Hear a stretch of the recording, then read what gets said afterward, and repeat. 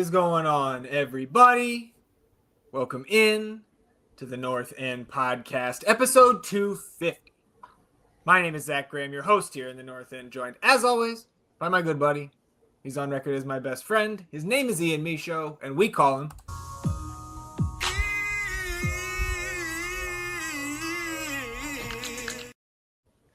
E, sitting here as the sun begins to set on our Sunday evening. A gigantic disappointment for Austin FC on Saturday night. We've got plenty to talk about. The news, the Montreal recap, second team putting a smile on our face on Friday night. I'll ask you, as I always do, how you feeling, my friend?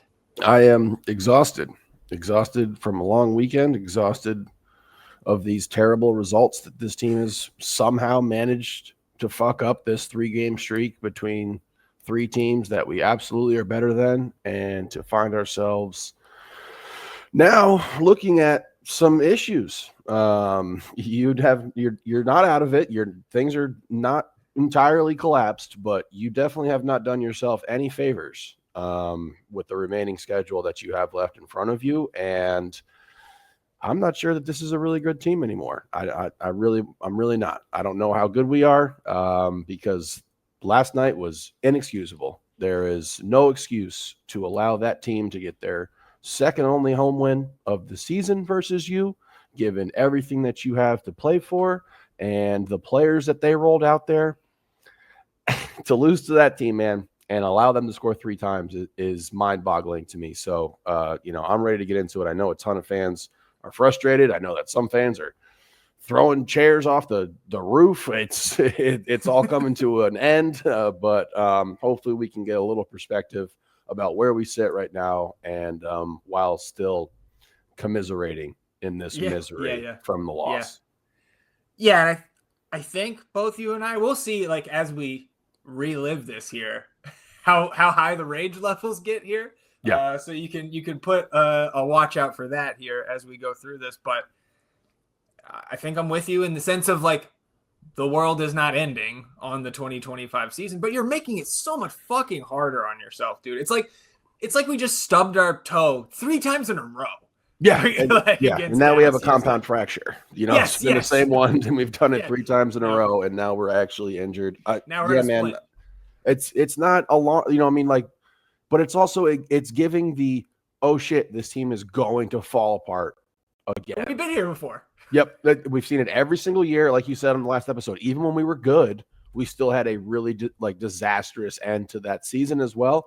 And this has just put you in a spot where it's just like, good Lord, every fan should be on alert that we might be in for a long ride to close this season out. Yeah, but we will get into all of that before we go through the rest of episode 250 here of the North End Podcast. Just want to remind you all listening or watching on the YouTube channel, as we always do, that you can support the show financially by downloading the audio version of our episodes wherever you get your podcasts, Apple, Spotify, wherever you get those pods. Toggle on auto downloads. You'll support the show going forward without having to think about it again. Rate and review the show if you want to go the extra mile for us. And if you are watching on the YouTube channel, hitting that subscribe button does help us grow the pod, and you can hit the notification bell to know when a live stream pops up or a new episode goes live. And of course, here on episode 250, hit the thumbs up, like the video, help us battle the YouTube algorithm overlords, atone for your sins. We need a fucking home win next weekend. Wash yourselves clean in the waters of the North End. Before we get into this game, we have a lot of stuff to talk about here, and it begins on Thursday morning. So we discussed on Wednesday's preview episode some live crumbs, right, from the practice video that the media team put out on Wednesday afternoon. And I, did the reckless speculation drop and said that I didn't expect to see Nicky Beloko this weekend because I thought he was either injured or there was some personal stuff going on. Turns out it was the latter. And to the extent where Nicky Beloko has been transferred back to Switzerland, to Swiss club Lausanne. And so Austin ends up, this is a free transfer. Austin ends up retaining a 15% sell-on fee for Nicky Beloko here. But in the very brief press release from the team, the canned quote here from Rodolfo Borrell says, "We made the decision to help Nicky return to Switzerland out of respect for personal circumstances, and we wish him all the best in the next step of his career. As we enter this important final stage of the season, we remain confident in the quality and depth that we possess in central midfield. And with Danny Pereira suspended and Ilie Sanchez with back spasms, all of a sudden, I don't know if he would say that anymore. Of course, we get Danny back next week. Ilie will be back, but this was a shock, right? Yeah. I also said during the Reckless Speculation segment that I hoped I was wrong because I would rather have Nicky Beloko in the mix and see what we were potentially working with there. But yeah, man, Nicky Beloko has come and went without playing a single minute. What are your thoughts on this, man? Obviously, it's not great. No, it's definitely not great, and I don't really want to speculate or nor do I have the insider information about what exactly is going on in his personal life that would require him to go back to Switzerland like this. I will say I genuinely hope it's not something really awful or anything along those lines, but frustrating, because we thought that this would have been one of the, more of a drop in the bucket kind of signings from this transfer window where we expected to see a lot more movement. And obviously we were excited about Beloko and what we could have potentially had with him and everything. And to see it kind of go down like this, and then just with all the stuff that was swirling around, not seeing him all the time, not on the team, and to have this move to the point where it's so fast that he is eventually just gone, was kind of head turning, kind of just like, oh shit, and then we didn't really have time to like break it down and feel about it, like, because I was ready for this Montreal game and you end up shitting that bed the way that the team did. And this kind of fell on the wayside for me, at least, because I'm much more concerned about the guys who are still here at this point in time. But, I wish him well. I hope whatever's going on is not something that's absolutely awful. Yeah. And I'm not going to play the drop here because I think it's implied because nobody knows right now what the hell went on. I think it's some family thing, right? I think the most likely reason is I think he got married in June. Maybe wife couldn't get a visa, right? Mm-hmm. I could see that being a thing. But I went back through the pictures that I know of Nicky Beloko in an Austin uniform.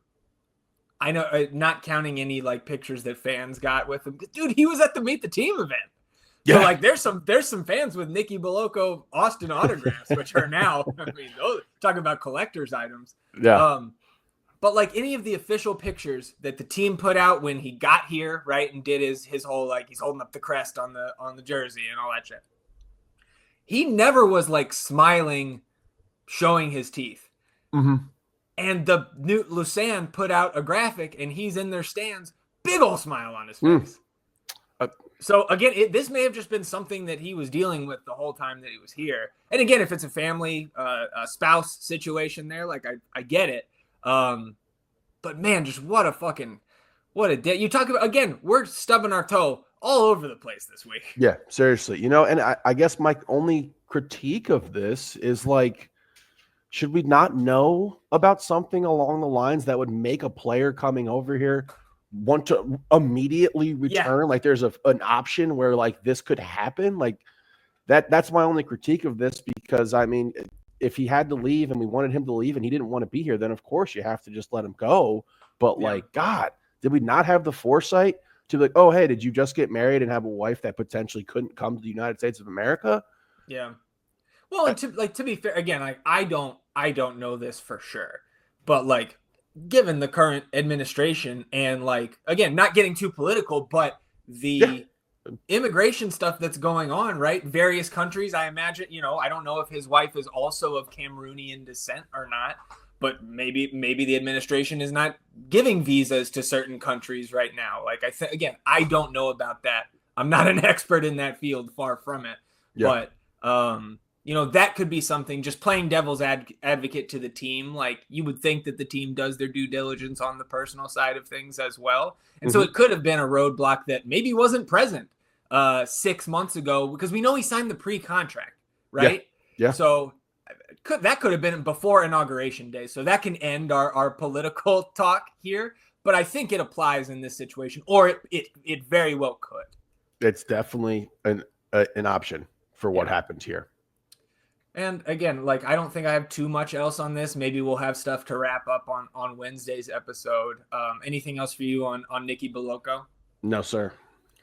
So this was not the only thing. Like, I will say, like, there's going to be plenty of discussion this week. There already has been people starting to highlight the sporting director side of things.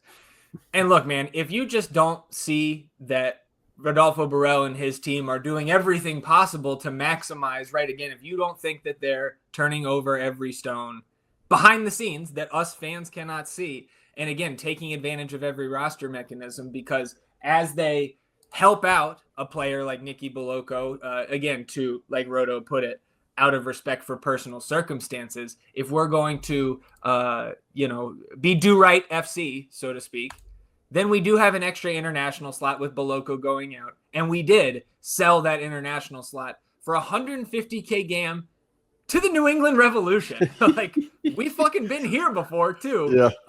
And again, like, I love to see this come through. Again, it's all relative, right? But in the sense of, okay, now we have this international slot that we're not probably going to be able to use on deadline day. Shipping it out for $150K GAM, again, is about the best business you could do given the circumstances. Yes, absolutely. And we're just as in the dark as every other fan from the horse's mouth, right? Being being management, understanding what they're doing, what's going on behind the scenes and everything like that. So yes, it's fine. This is good that you were able to do this, get this GAM for next year, because it was pretty apparent that we weren't going to have someone lined up to come in and use up this international slot. So yes, always take advantage of them. It's just that this is tied to this. I don't want to say I guess you could say it's a failure. You could say the Beloko situation is a failure. But the fact that this is I think it is. I don't know how you could qualify it as anything but. Like, it doesn't mean it's anybody's fault on the team or the player or what have you. For sure. But it is a failure. We waited the pre-contract. This guy's been in the plans for 8 months. Yeah, exactly. And like this transfer window, I just did not go as they had envisioned. No. I 100% believe that. You have the BV injury right around the time where this was about to open up, which changed the course of this team for the next. We're in this 12-month period that we've highlighted. It's going to affect us into the next season as well. It moved what we were trying to do at this transfer window a lot. Mm-hmm. This obviously was another wrench that was thrown into the plan, kind of unforeseen thing. And like you said, he had signed the pre-contract. So we had him built into our team and what we were going to do and what we were targeting, because we had this guy already on the books. It was already done and signed, sealed, delivered. So this just did not go how anyone could have wanted it to have gone, this transfer window in the front office. And that just really fucking sucks, because man, I would have liked to get another player, because some of these guys out here who played last night, I don't know what y'all are doing. Yeah. And we will get to that. And again, like, the one player who did come in is now here in Austin. So this was, I want to say, Friday, but later in the week, last week, the team posting pictures of U22 initiative center back Mateja Djordjevic, who has arrived in Austin. Mateja Djordjevic will wear number 35 here for Austin FC in 2025. I made the joke to a couple people. I think the oldest looking 22-year-old since Greg Oden. But I'm glad Djordjevic is here, because now we do have 4 true center backs here in town. Again, I don't expect him to be active, maybe sooner rather than later. But again, I said, I think mid-September last week. I'll stick with that timeline for now in terms of him being ready for game action. But that's, again, we're looking for any sprinkle of a positive here on episode 250. And I mean, not to be disrespectful to Mateja or anything like this, but this is the most boring sprinkle you could potentially add to a roster. Your 4th fucking center back. Like this is, unless we got like another backup keeper, I don't see a position that would have been more boring to add to this team, because we aren't expecting much from him this year. So yeah, it's really hard to be like, oh, look at our transfer window. We did actually get some guys, and it's a U22 fourth center back. Necessary but boring. Yes, absolutely. Like my fantasy team last night. I had a lot of very boring picks, but we just didn't have to get overly aggressive and creative and cute. We just had to take the best guy available and just move on.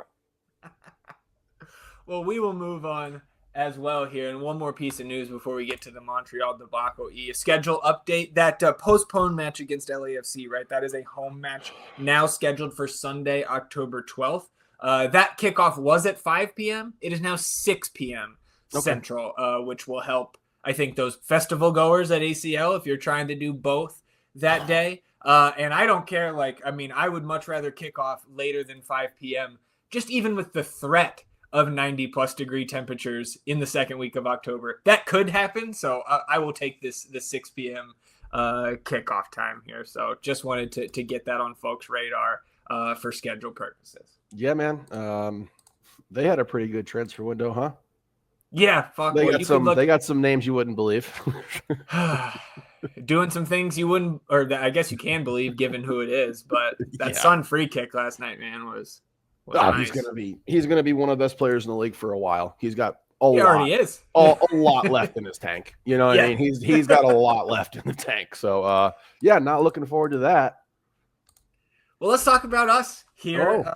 Going up to Montreal on Saturday evening. Of course, if you caught up on the preview episode on Wednesday, you knew we both pulled the must-win lever here and just didn't want these guys to ruin the mood at our fantasy draft, which I think we did a good job of keeping our spirits up, even though I think you and I both knew we're dying a little bit inside throughout the night.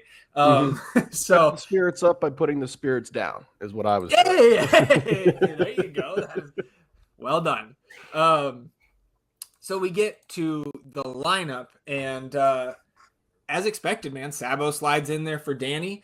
We didn't leave an empty bench spot, which again, it's just like telling with a Jimmy, an Irvin, a Micah, right? And that we don't trust that Jorge Alistue, right, can come up and give us anything.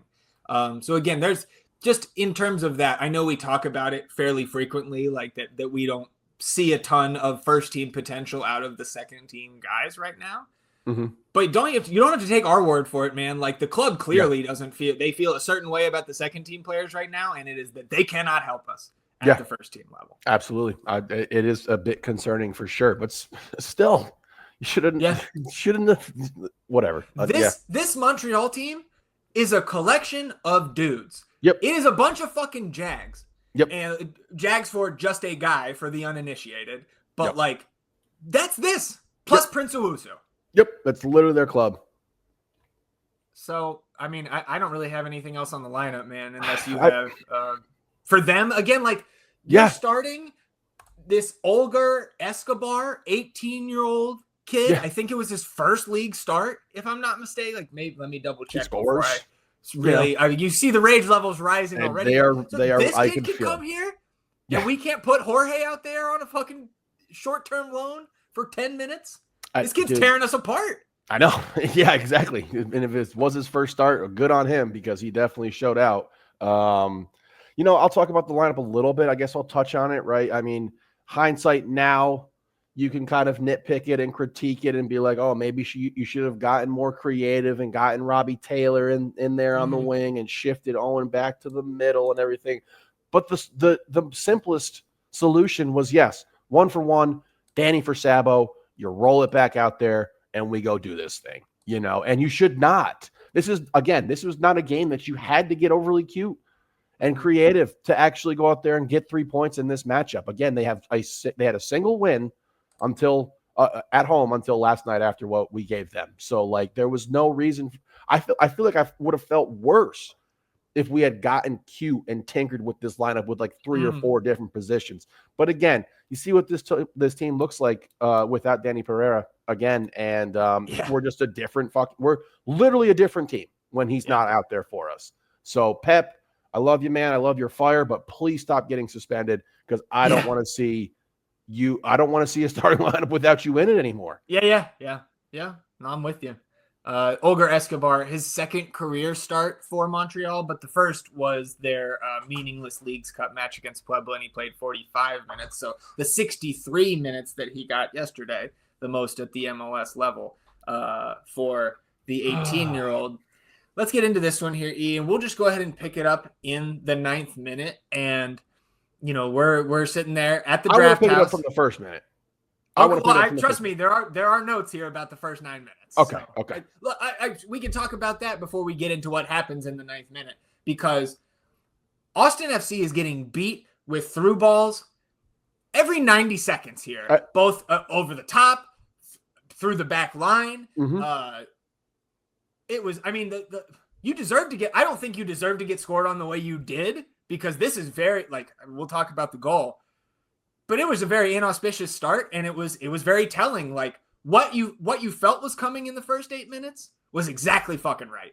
Yep. And that was the most infuriating and incriminating thing for Austin last night. Obviously the 3-2 loss, the result absolutely stings and hurts, and it infuriates me. But to come out in this game and be asleep and not do anything for the first 20 minutes of this matchup it's inexcusable. They have nothing to play for. That team over there has nothing to play for. Like you said, they're just running kids out there now because they're trying to see if they got anything that they can roll into next season with. And you come out as the team that's older, more mature, has the lineup continuity in this matchup, and you're fucking asleep, and you let this team think they can play with you. And yes, I was like, okay, we're going to get scored on here because this looks terrible. And the only thing I was hoping was like, well, maybe they just don't have enough talent to score on us because they're not very fucking good. But holy shit, to come out and just be absolutely sleepwalking and let this Montreal team ping, ping, through ball, ping, ping, ping, ping, through ball over the top, ping, ping, ping, ping. We're chasing. Jesus Christ, man. Fucking inexcusable. Yeah, so in the 9th minute, you see on the broadcast, Nico and Davey, I think, seeing what all of us are seeing and being like, oh shit, we got to change something, and not fast enough, man, because as the camera cuts back to live play, Azuni misplaced pass intended for Owen right around just over midfield, and that loose ball rolls to the 18-year-old Escobar. Escobar turns, plays Sinchuk, the U22, through, as Guilherme Biru got pulled forward and out of position to try to pick up Escobar. And in this moment, I think he was a little bit caught in no man's land because of the turnover and not because he was out of position. But I thought it was a bad game for MLS All-Star Guilherme Biru. Look, you got to sprinkle in the positives there. Got to.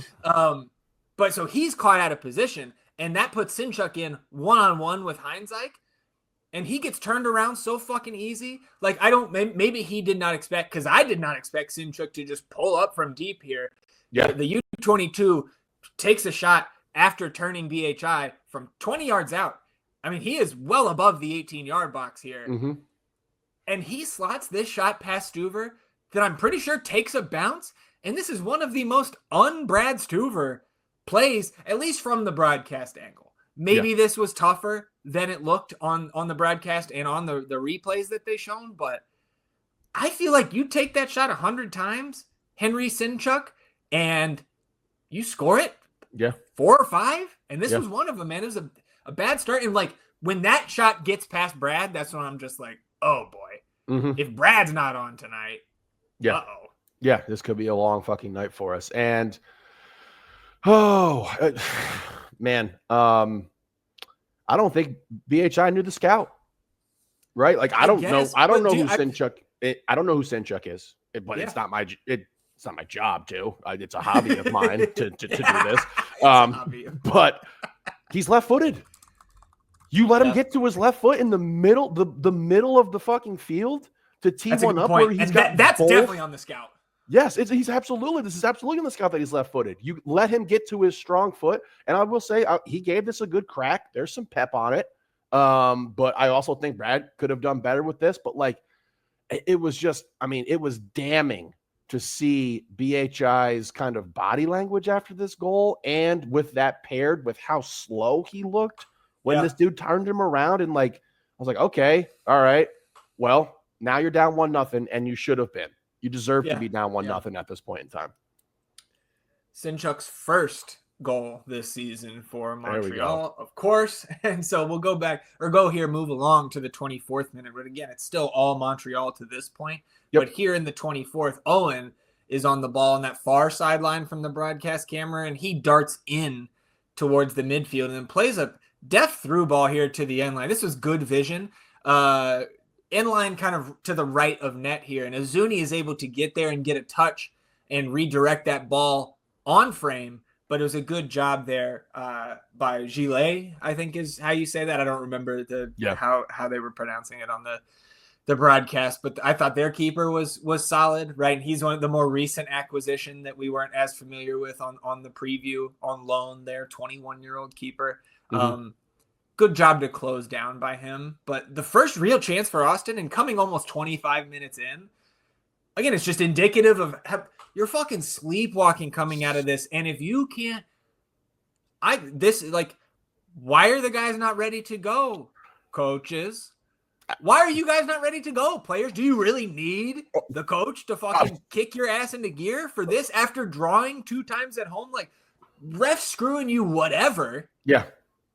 The time is now, man. This is the worst team in the league. Yeah, this was 3 points that just were sitting there for you to take, and I'm right there with you. My thing I was going to say to that was, do you need a fucking coach to get you up for this game? Yeah. Do you? Do you need another person to wake you up for this game? And I said in the last episode, yes, you don't ever underestimate or take for granted, like just completely take for granted a professional opponent, because yes, these are professional athletes this is the highest level of soccer in the world, but highest for us. Yes, it is a professional league. These are professional players, and Jesus Christ, man, to be able to just come out here and have no fire, no emotion. It didn't look like anyone was talking out there. We felt very resigned after the goal. Owen, I guess we'll talk more positive stuff. This might have been his best game of this 3-game stretch. I mean, he was the guy for us. He's building chemistry with Mirtu, which is great. Yeah. Which is that's a great thing. Great, man. But still, you should not have ever found yourself in this position. We should have been up at halftime and just moving along with this fucking game. But good Lord, you gave this team hope and life right from the jump. You looked like the slower team. You looked like the more underprepared team. And you just looked like you weren't ready to play. This is our first action. It's the 25th minute of the game. And this is just, you can't let this happen, man. And like, we're going to have to talk about the back line and how high that line was. Yeah. And I guess I get it, right? Like, because this is a lesser opponent. You shouldn't be too fearful of the players that they have out there, but those guys embarrassed you. And that back line got embarrassed all night long, thoroughly, from Guerme to Sfati to BHI to Dessler. They all had their turn looking like shit last night. Yeah. 31st minute here.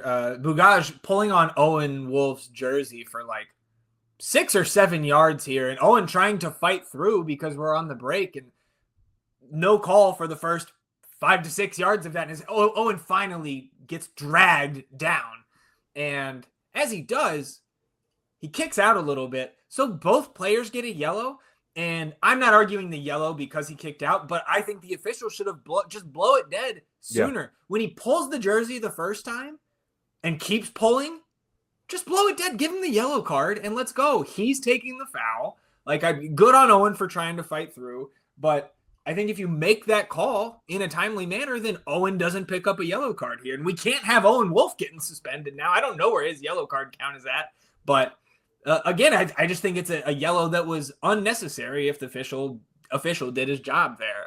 Far from the biggest gripe on the night, but that's what I thought in the moment. I think I was telling that to you and probably 3 other of our league mates who didn't give a shit at the time. Yeah, who unfortunately had to listen to us. If you stop the physicality, of course, Owen's not going to be frustrated. You can just make the right call on the guy who was committing the foul, and we can move on. 38th minute here. Long ball from Alexander Svatak over the top towards Mirtu Azuni. And Azuni gets the first touch, but keeper is there to close down, and he pings it away, but only as far as Osman Bukhari. And Osman dekes around his defender to the right and fires a shot that the keeper saves at the near corner. But you're starting to build up a little bit of positive momentum to end the half here. On the next play, Montreal has it. Austin turns them over in their offensive half. Buka plays it to Mirtu, who's checking back near midfield, and Azuni turns, takes 2 touches, and Buka streaking down that right side, so he lays it right back to Osman. Osman gets onto it, gets to the 18-yard box, holds it up, cuts it back to Azuni at the top of the box, and he holds up instead of shooting it. And I think you and I and maybe Jonesy there with us were like, shoot it. Yeah. Gets it taken off him trying to take that extra touch. Montreal clears it out, but great job by Dessler here to go win the aerial duel, to win that deflection right to Diego Rubio, who plays it back to Mikel through down that right side. Dessler crosses it towards the near post, and Mirtu Azuni wins that ball, heads it home past the keeper to level the score. I was upset in the moment that Mirtu was taking that extra touch, which is something we talked about either last night or this morning from a more wide view stance. But again, big credit to Dessler for keeping this ball in the mixer here. Another great cross from Dessler from that right side. He's another guy that may be going a little bit under the radar with his goal contributions of late. Yes. Not a guy who throughout his career has a ton of goal contributions. And we're level, man. And at this point, it's like, it has been so shit now, but we're fine. Let's get to the half. We'll reset, and we can win this in the second half here. I was feeling fine at this point. You turned it on, and okay, there's a lot of time left. Yes, and I was not feeling fine not because of the overall play of the team, but because I knew who we were playing. And being 1-1 and reset back to essentially the start of a game at 0-0, you can go into halftime, and someone, I hope, got smacked in the face or did some smelling salts or something to wake themselves up and be like, okay, we got 45 minutes here to go ahead and win this game. So I was totally fine with where we were at. You and I have a nice little celebration. I think we both gave we're good, the little wink. We're going to be okay. Handshake. Yes, we're going to be okay here and everything like that. But you're not. You didn't close. You started the half like shit, and you didn't close the half. And that is not a good way to sandwich a half. Yeah, when it did seem like they were going to close strong, because 41st minute right here after the goal, Austin is on the front foot in this moment right after scoring. Buka is played over the top down the right again. He gets onto the ball into the 18, kind of backs his defender down, not posting him up, but just backing him up as the defender, right, waiting for a double team to come. And as bodies arrive, Buka tries to slip it back to the top of the area where Ilie's crashing in, and that pass gets deflected by Sealy. Ilie's still able to get a foot on that deflected pass, and that ricochets to Owen Wolf, who puts it on frame, but that attempt is saved. Owen certainly could have gotten more on that shot. But again, now you're coming close to stoppage time here in the first half, and now Montreal is on the back foot and feeling even stronger. In the 45th minute, Sealy turns on Dessler and sprints into the box. Besard Sabovic comes to close down, and he makes some slight contact up near the shoulder area, and Sealy flops down, shouts for a pen. Nothing there. I agreed with Ilie Sanchez, who went up to the official and signaled for a simulation card. Yeah. And if that's not a penalty, I don't understand why that yellow card wasn't given. I think Ilie had a very salient point there, but no card given. Ultimately, no pen given, and that was the right call, and I'm glad, because they definitely did check it.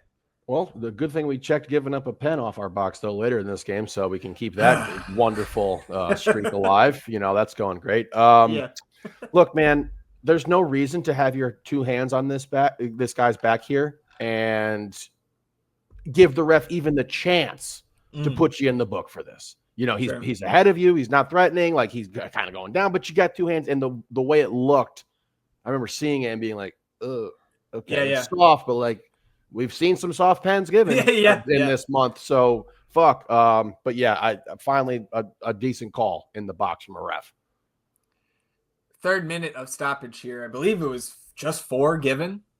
Montreal's playing it out of the back, and in a quick, I think 4 pass sequence, all one touch down the right side again, torching the Austin defense.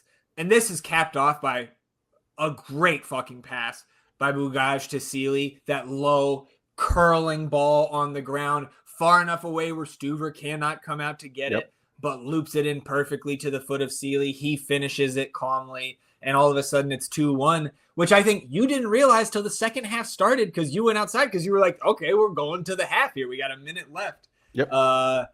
Yeah, somber mood. Yeah, no, it was not a great realization when I walked back in and everyone was like, well, we got scored on again. I was like, what? Yeah, huh? I had a 1 minute smoke break and we've been doubled up. What's going on here? The final possession here, the final action of this play, like you said, perfect ball and a perfect strike here by Sealy, but the passes leading up to it, all of those were perfect. Like they're one touches. They were playing guys through the flow of the game and continuing to progress dudes up the field while getting these touches in. But you just can't let this happen, man. I don't know why our back line looked so slow last night versus these guys and was as high as they were, because they were very, very high up the pitch, and they kept exposing that throughout the entire game. So, like you mentioned, Nico, with Davey being like, okay, what's going on here? We got to tighten some things up. And like, I don't know. I'd imagine they said something and tried to make some recommendations and some changes. I don't know if they were instituted, because this should not happen versus this team. It should not happen.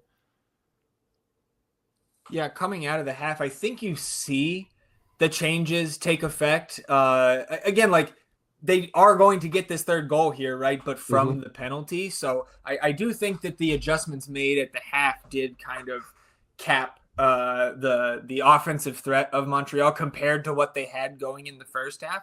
But I also am not confident enough in my tactical ability watching this film back to know if it was majority our adjustments or Montreal playing the game state up 2-1, needing a home win, right? For their psyche and their for pride at this point, right? Not playing for much. You also do get a sub here, and Dubrsarski comes in for Ilie. I think your reaction was, "Oh, great!" Yeah. And so it does turn out Ilie's got some back spasms, so that's something to watch here throughout the week. I didn't feel. Go ahead. We said he could be breaking down. You know what I mean? That 90 minutes the last week was a lot on him. And I'm not going to be able to find a one-to-one causation where it's just like, yes, this was the moment that has caused this. But we know his age. We know how many minutes and miles he's got on that body. And yeah, he broke down here. Yeah. And if, again, like I said, I think it was 3 weeks ago, right? Where I was like, I'm just worried that we can't rely on big minutes from Rubio and Ilie the rest of the season. And that's where, like, again, that's an unknown quantity, Nicky Beloko. But it was a player in the midfield that would be nice depth to have right now. Yep, a body at least, yeah. Yes, exactly. And Dubrsarski's been fine. He's fine. He's solid. He just does not instill a level of confidence where it's like we're trying to not score. Because you have to win this game. You have to score 2 goals in this second half to go ahead and be up on this fucking team. Duber hasn't done anything to earn the all right, Duber's coming in, here we go. Yeah. But equally on the other side where he hasn't done anything to be like, oh shit. Yes. Here Duber's coming in. Agreed. The 48th minute here, Montreal again early though, slicing down this right side, and they get a cross whipped in where Owusu adjusts behind Svatok to head it on frame, and Brad's awake now. Great save to push this one over the bar, but that very well could have been 3-1. If this is the first 10 minutes, that probably does go in. Yeah, seriously. I mean, this was as good of a look that they got all night with their best player lined up right in front of Brad. I don't know what does Svatok like. Does he get caught off guard here? Does he slip? Like, he kind of goes down, and Owusu's a big guy. There might have been some contact.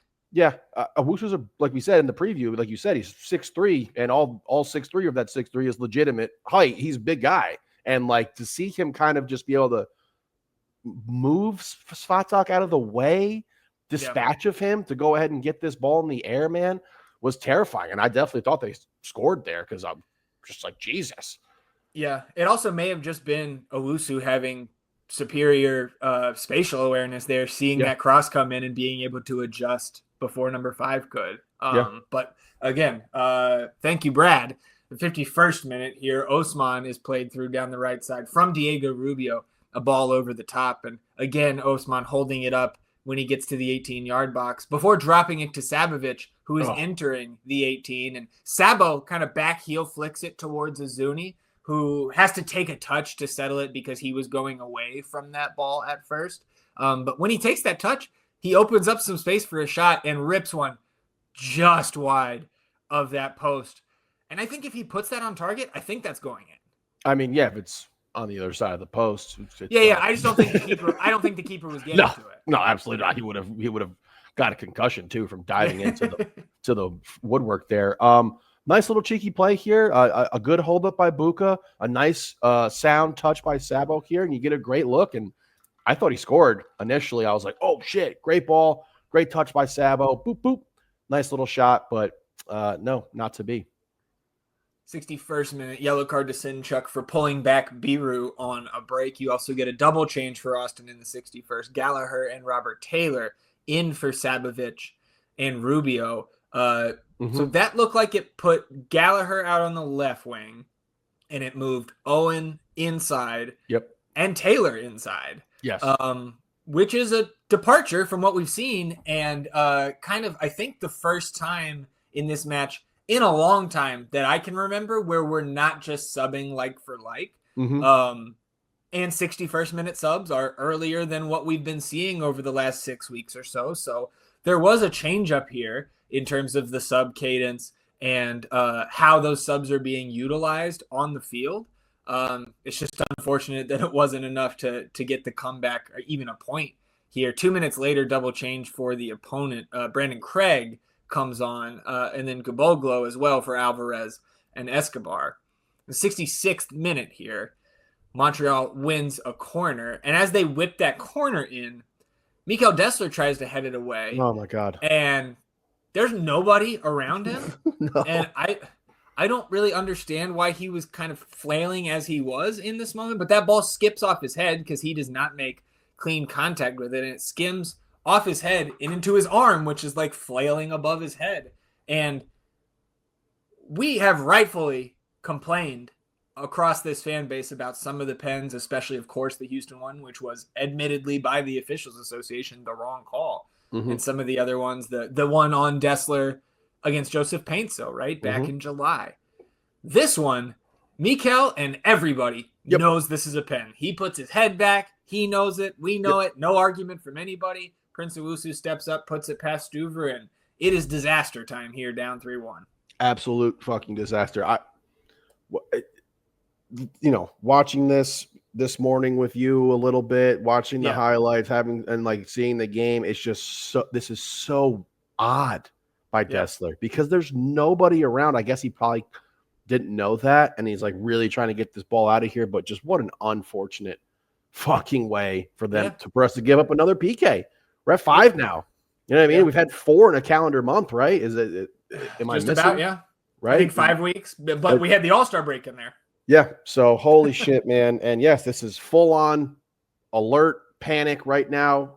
What are you going to do? And I think I texted the Pirates, and it was just like, I think this was even before the PK. It was like, you're going to be lucky if you get at least a point now. At minimum, if you get a point here, we can spin that a little bit. I mean, it wouldn't have been fun, but like fucking hell, man. Yeah. And again, it's just the response as well. Like it seems like there's only a few guys who get that kick in the butt where it's like, we got to go.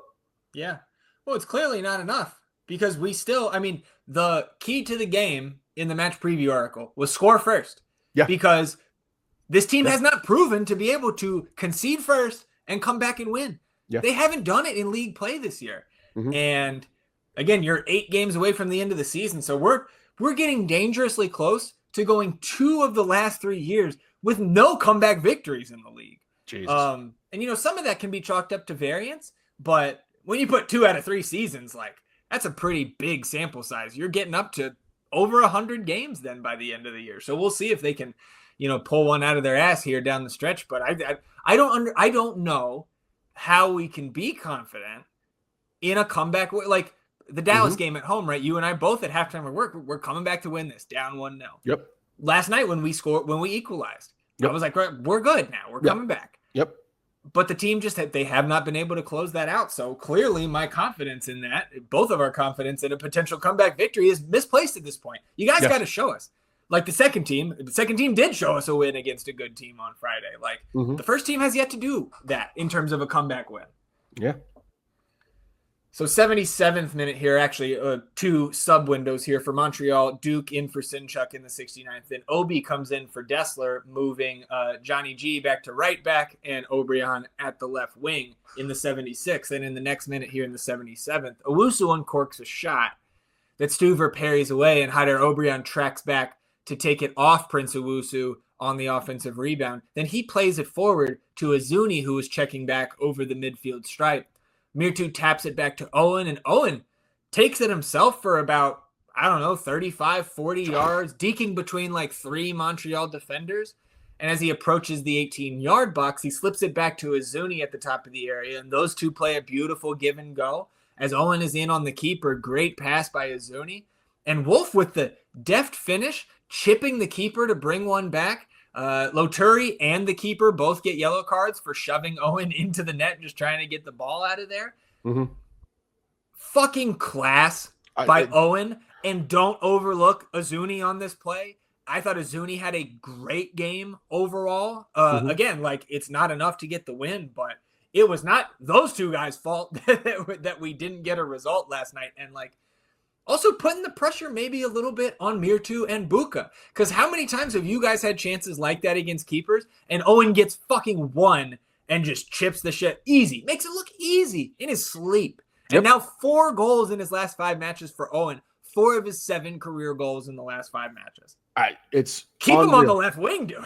Yes, absolutely. We can someone else figure out how to play the fucking midfield because we have our starting left wing at this point in time. Because Jesus Christ, and there's like the class here all around to be dragging this ball with you as you're progressing up the field, surveying, little 2 guys come at you, beat you, and then bink, nice little pass to. I got to make a lot of sound effects on this episode here.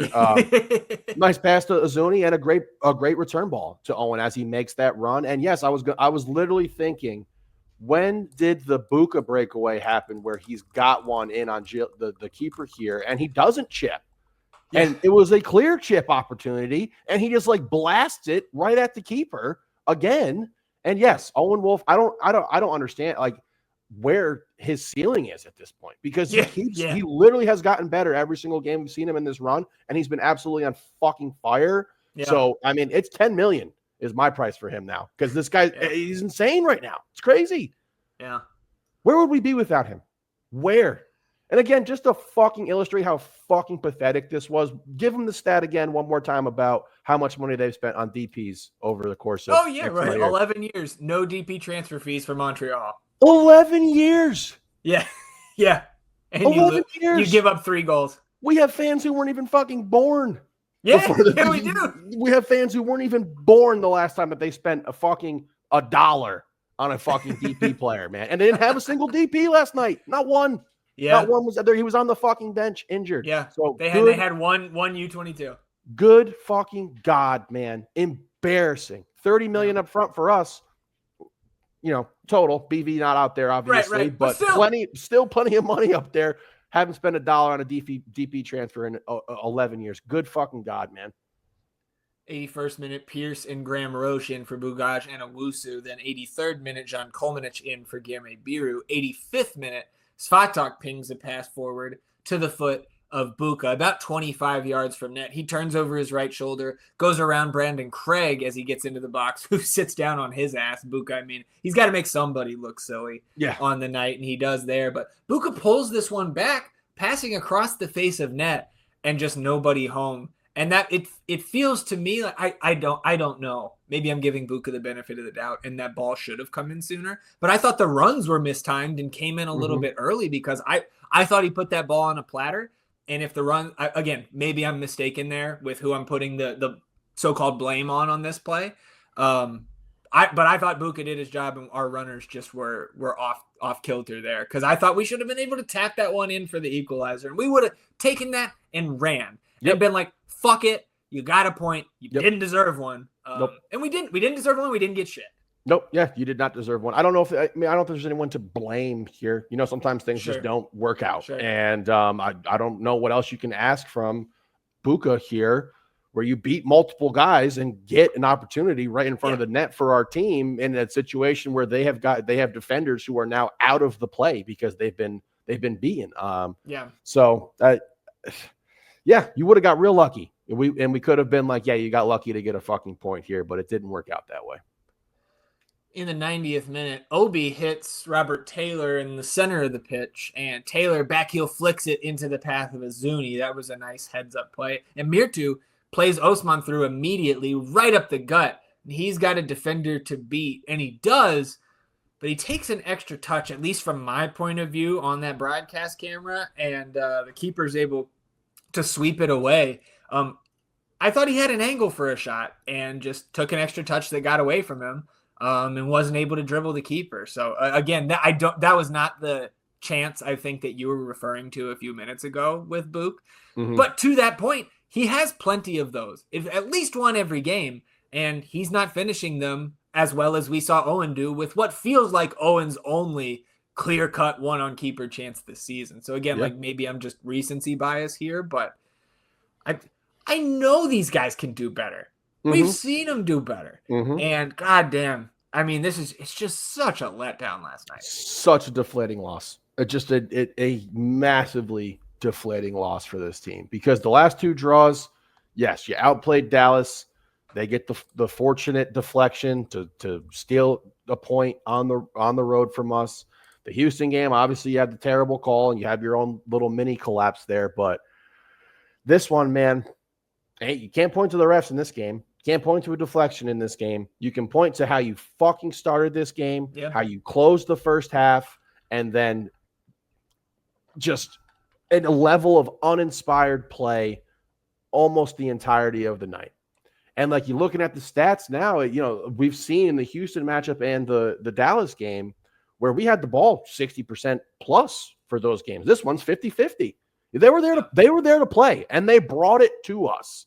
They brought that fight to us, and we were not prepared. You get punched in the mouth in the first half, and you were unable to gain your footing the entire rest of the evening, and it just cost you a massive, massive 3 points that would have been huge for us because it would have been money in the bank. And now you're going to get a San Jose team who is pissed the fuck off to come play us in your house, and you found yourself again in a must-win situation. Because this is just, it has all the makings of the Austin FC fall collapse, the autumn collapse that this team has seen throughout every single year of its history. And this was the cupcake match on the game. This was the cupcake game on the schedule. It was the easiest game left. Yeah, and we talked about how fortunate we got with these Eastern Conference opponents that we drew, and this was the worst one. And they're in complete fucking rebuild mode right now. They're in complete. Let's see if we have anything that we can play next year, because we're going to play these young guys. And you played a team full of young guys and Brandon fucking Craig, and you let them score 3 goals on you. And we thought we had the best. Shit, man. We're fucking at the fantasy draft. We got a Dynamo friend in there. That's North End secret. We have a person who works for the Dynamo in our fantasy league. Sorry, everybody. Trying to convert them. Before the match, we're just like, oh, this Montreal team sucks. Can you imagine losing 3-1 to this fucking team? Just get well. Yeah. And then we're sitting there down 3-1, and I'm just, oh God. Yeah. And we're lucky. We're lucky that Houston was also playing bad last night, so our buddy couldn't rub it in our faces. He's a nice guy. He's not like us. He wouldn't have rubbed it in our faces. We did, and then got egg all over our fucking face. 51% possession for Austin at the end of this one. 13 shots to 10 in favor of Montreal. 7 on target to 6 for the home side. Austin created 3 big chances, converted 2, and missed 1. 2 corners apiece for these teams. XG on FOTMob's model, 1.35 for Austin, 2.17 for Montreal. Of course, that is including the PK. So if you look at just like open play XG generated, it is very even, and expected goals on target, 1.85 for Austin, 1.96 for Montreal. But again, that's where, these numbers are nice and help provide, a piece here, a piece there to the overall puzzle when telling the story of a match. To me, the most important chapter of this one was, as you were saying earlier, it's how you started. And you cannot, and I think Coach said something to this effect of like, maybe we needed this as a wake-up call. A loss. Yeah, and that was my initial reaction. So I think his feeling was like, we played well enough to win both of those games. You feel like you got jobbed against Houston. And, coming out of a point like all is not, the sky is not falling. That's shit that we were saying. So I think you got to say, even if it's their job to, be ready for this one. Maybe this is, again, a gut punch that does wake you up going forward. But I just come back to what you said earlier. You shouldn't need that.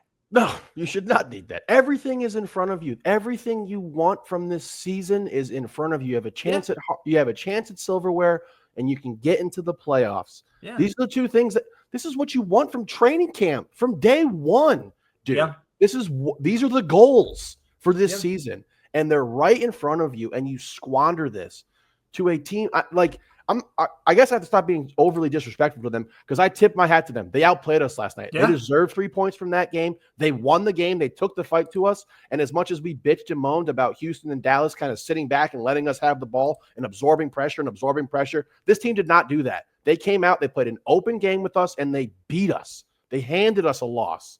And they were the better team. And okay, I hope this wakes you up. Because I'm awake, you know what I mean? I'm seeing the writing on the wall right now, and I'm not on the fucking team, man. Yeah, you see that line actually right pretty much at our season average in terms of the average height of the defensive actions last night. I would love to have timestamps on these defensive actions. I was just going to say, yes, I was just going to say, if I could have seen that, because I was looking at some of these squares or triangles or fucking trapezoids, whatever they got on there, polygrams and shit, but to be that asleep to start this fucking game, man. Yeah. Why? It doesn't make sense. It makes no goddamn sense. Biru stinker last night. I love him. He's my boy. He was bad. Svatok, bad. Heinzike, I don't know what he was doing last night. I really don't. Yeah. He was terrible. He was terrible last night. And again, okay, Mirtu, no more muted celebrations, brother. We get it. Okay, you are scoring now. We need an energy guy. We need someone who's got a little fucking fire in them because this team was asleep, and the veterans should have recognized that right from the start. Hey, boys, wake the fuck up. Yeah, we'll get you a little monster, a little coffee, whatever you need. Come on. I mean, we were more awake than these guys at 4 a.m. last night. Yeah, man, just an absolutely embarrassing display to not be ready, and I hope that plane ride home sucked. Yeah. And I hope somebody said something because you think Nico is capable of giving a team a good motherfucking? Because I'm not sure. I know Josh could. For sure. But Nico, I think that job might come down to Davey with this group.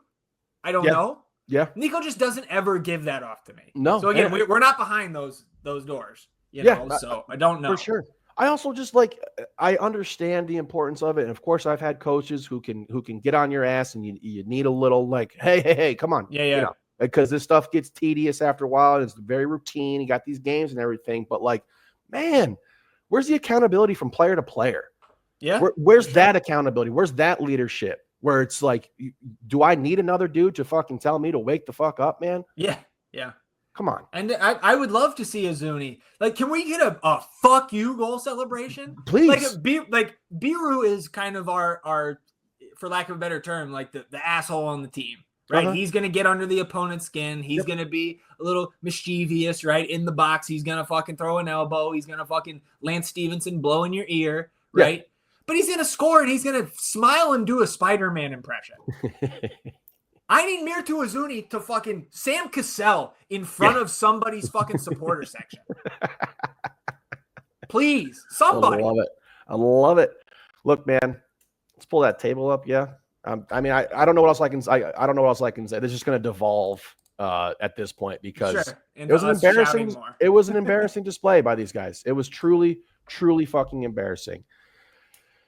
I guess you're lucky. Look. You're lucky that you have the games in hand. Yep. You are tied for 8th, in 9th on tiebreaker, goal differential tiebreaker with San Jose.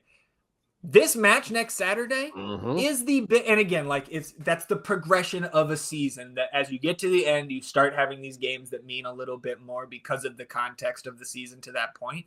This is the biggest regular season game of the season. It is not close. These two teams tied on 35 points for 8th place. The winner, I think, likely to be catapulted into the top 7 and maybe not look back. Again, maybe getting out ahead over my skis here a little bit, but like this is a true 6-pointer coming up. Yep. It's a huge match, and San Jose is going to be fucking pissed coming in here. But the fact that you have the games in hand still, you have a 4-point buffer on 10th place, right? Yep. Real That's Salt big. Lake, and a game in hand on everybody but Sporting, and Sporting is fucking out of it on 24 points. Yep. I am still very confident, as silly as this may sound, that this team will be in the top 7 at the end of the year. But the last 3 weeks have taken that from, like, I would have said certainty. I would have pulled the fucking lock button on it. To now I'm just like, okay, like if you guys do not turn it around here, and San Jose, Sporting on the road, Dallas on the road, you need at least 5 points here. Yeah, and I mean, I'm on record having said I would have been more shocked, if we didn't get 7 points from these instead of winning these 4 games. But it's looking like it's coming to truth at this point in time, because good Lord. Yeah, and like you're sitting there in 9th. This game is absolutely massive. They're going to want some get back, and this game is going to be chippy. It's going to be physical. There's going to be some hard fouls. There's going to be some dirty takes, because what we did to Espinosa did, but still, that's their guy. He's their talisman player. They're going to protect him. So this is a huge matchup coming up here. The 2 games in hand are absolutely fucking fantastic on a lot of these teams. But they don't matter if you don't get points. Correct. Exactly. And that's why I said for other teams before, you have to go out there and win those games, because that's what makes them matter. But like you're looking at, we're having discussions and talking about, yes, I would have said we were a lock to be the top 7. And I would have put it even more likely that we would have had a chance to get into that 5 conversation. With the way Portland's playing as of late, Colorado's departures, the erratic nature of what the San Jose Earthquakes team is. But yeah, you're gonna have to fight and claw now, because again, this matchup with San Jose, like you said, could be the biggest game of the year. When you go to Dallas, that's their biggest remaining game of the year, and they are going to want to beat the shit out of you. And then you're going to have to play 2 teams who are way better than you in Seattle and LAFC at some point in time. And, you have not made this easy on yourself. You would have been, imagine how good you would have been feeling if you got 3 points from this game. You're in 38, you're tied with Portland, and you got a game in hand on them. Then you're feeling good. Yeah. But right now you're feeling not good at all. I do like the little bit of the cliff kind of drop off there between us and RSL, who is on a bad run of form right now, has another very difficult matchup with a Sounders team that is very good. So that may be postponed too if Seattle advances in Leagues Cup, because I believe Leagues Cup is semis on Wednesday, final on Sunday coming up. Okay. Yeah, man, this is going to be a huge matchup here. Huge. Well, this is one thing that I didn't know that the broadcast informed us of, is that last night Montreal was technically, mathematically playing for their season. Anything but a win would have eliminated them. And that coming on the heels of us, again, we wouldn't have officially eliminated a Houston or a Dallas by beating them, but you would have buried them and really put that fucking pressure on. You're almost hammering that final nail in their coffin. And like, to go 3 straight teams where you can really just put them out of their misery a little bit, right? Like, and we can't get that job done. You're going to have to be more cutthroat with your approach. And you get Mirtu Izuni in the post-game presser last night, which reportedly the time between Nico being in the presser to Mirtu showing up was like 20 minutes, which is much longer than normal. So maybe there was some player discussions going on in that locker room. And if so, fucking good. Yeah. But Mirtu, man, is talking about, and I think Coach has kind of hinted at this in press availabilities over the last couple of weeks, where they're like treating every game left like a final. Oh yeah. And that's just like, yeah, okay. So if Mirtu's like, we got 8 finals left, I'm like, do we? Because if this was a final tonight, I don't need to see the 8 others. Yeah, no, yeah. You got that Jerry West finals record if this is what you're doing. Jesus Christ. And again, perfect, because Mirtu could get the MVP of the game last night in a loss. Yeah, I mean, again, I'm so sick of hearing some of these like Inspirato quotes. And yes, I hope there was some conversations in that locker room. I'd much rather have them come now than after you lose to San Jose potentially and drop the Sporting, and then the sky is really fucking falling. So please, man, someone show me some goddamn fight when we come back to the queue on Saturday here. Someone give me some juice. Owen's a quiet guy. Yeah. He's 21 years old too. You know what I mean? Yeah. Sometimes your best player. I think he's still 20. Sometimes your best player is not your emotional guy, your emotional leader. You know what I mean? Like we talked about with this fucking team being out without Piet. Their engine guy. Their you know what I mean? Your heartthrob guy, the guy who's got the fucking band for you, who rallies the men. And to not be ready for this game, Jesus Christ. I don't care where we played them. Could have played them anywhere. To not be prepared and to come out. If it's a finals game, then where's the cutthroat approach? That what are you gonna go home if you don't win this game. Anything else for you on this one? No.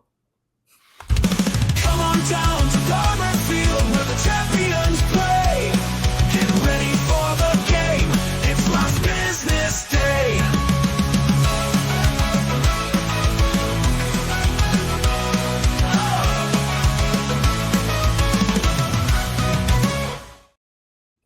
Last business day here on episode 250 of the North End podcast. And here's a little bit of positive to close out our episode here. The second team, first of all, man, big changes in this lineup as we can pull it up on the YouTube. Micah Burton gets back in here. You love to see that. You swap out up top once again. So Grogan back to the bench. Dan Chutu back in at the 9.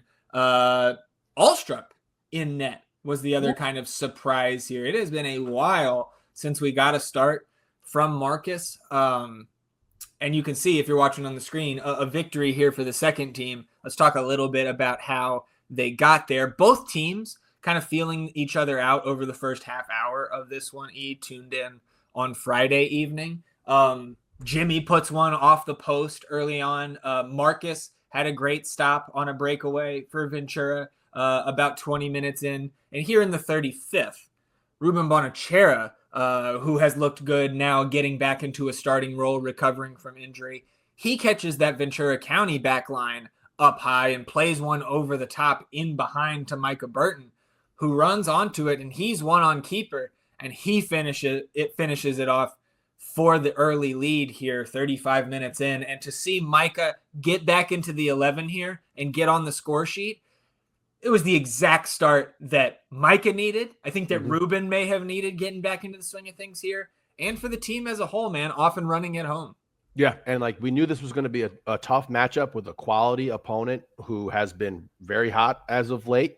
And to come out and get the first goal and be on the board first, big confidence booster. And that's how you come out and you take it to a team. Take notes, first team. Yeah, absolutely. 2 yellow cards closing out the first half. 1 to Adrian Gonzalez, 1 to Irvin Torres coming out of the half in the 50th minute. You do get a goal here for Ventura County after a very quick buildup of one-touch passing down the left side. Not too dissimilar from how we saw Montreal score that second goal against the first team last night, but down the left side here for Ventura after playing out of the back. And a very nice shot here by the coach's kid, Dylan Vanny, putting this one home past Marcus. And this was a great finish. I think you got to credit the Vanny kid here. And we're level, so a little bit of a letdown coming out of the break. Yeah, for sure. Araja in for Micah in the 61st. Triple or 3 yellow cards here in quick succession. Gomez in the 65th, Alistue in the 68th, and Araja picks one up 14 minutes into his shift in the 75th. We swap up top in the 77th, Grogan in for Vlad. You also get Diego Abarca in for Jimmy. And then as the clock ticks into second half stoppage time, Austin begins a possession with an all-strip goal kick. They progress it up towards that near sideline to the broadcast camera, so on the left, where Irvin Torres at midfield plays a very nice looping, changing ball from left to right that lands softly at the foot of Abarca. And Diego drives that one forward towards the 18-yard box, dropping it off for Alistue at the top of the area. Jorge takes a strong shot on net where one-time Austin FC first-teamer Brady Scott parries it away. But before he can get on that rebound, Diego Abarca has continued his run in behind that back line. He pounces on the rebound for what surprised me, not only the game winner, Diego's first goal of the season here. And that's how we end up 2-1 for Austin FC 2 over Ventura County. And this is exactly what we said we wanted to see on Wednesday's preview episode. Go out there and prove it by beating one of these teams that are sitting in the top 5 of the West. 2-1 over Ventura County at home. That's a huge 3 points for this second team. Massive points. Big implications moving forward for your playoff hopes here. Huge 3 points to get that off of them, man. And what a win by those guys. And a changed lineup, you know what I mean? So you had some new faces in there and everything, and it's still out to still be able to go out there, get the job done. Very, very impressive job by the young boys here. Well done.